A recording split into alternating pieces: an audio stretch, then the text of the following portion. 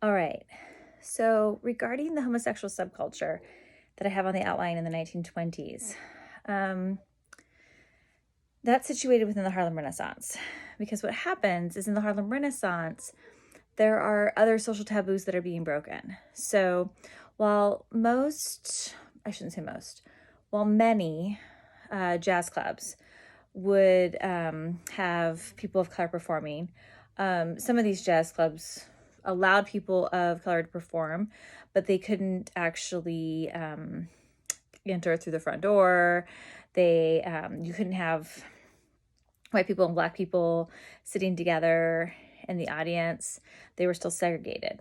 But some of these jazz clubs were integrated, and you'd have black people and white people, dancing together, singing together, what have you, playing music together, and so breaking social taboos.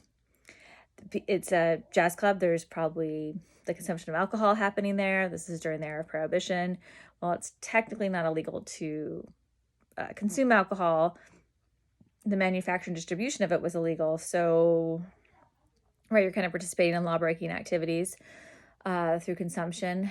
And then you have women there, flappers, right? And those, showing their knees and showing their shoulders with their short hair. So they're kind of challenging ideas at the time.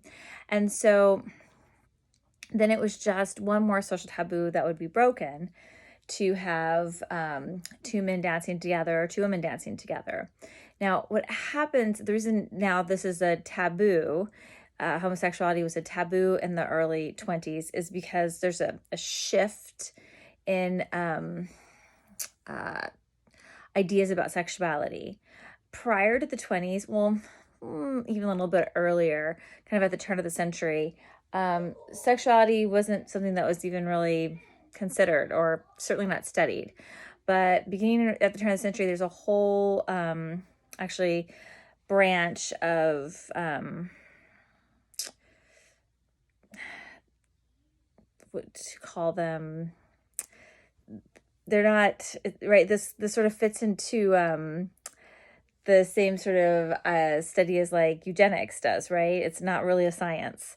But a whole group of individuals who saw themselves as doctors, who studied sex. And they argued that sex is a good thing, which, people hadn't really talked about or thought about before. However, they claim that sex is a good thing when it's quote unquote normal.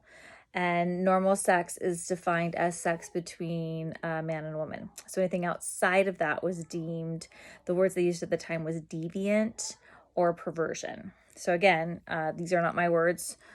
These were the words of so-called scientists at the time. And so this is the beginning of seeing homosexuality as a sickness, as something that needs to be fixed. And so this is why then people who identify as homosexual would have to, seek out spaces in which they could live their life.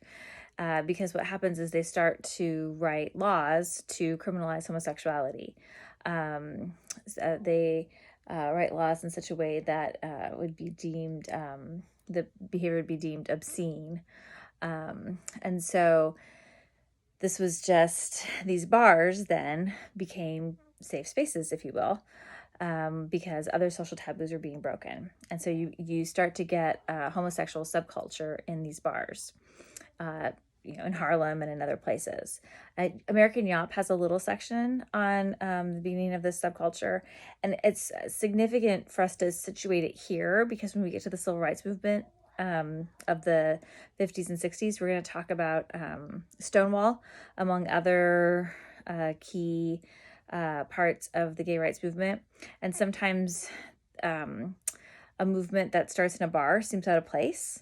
But if you have this history before that situates the bar as a safe space in the gay community, then the beginning of that movement, when we get to the 60s, kind of makes a little bit more sense.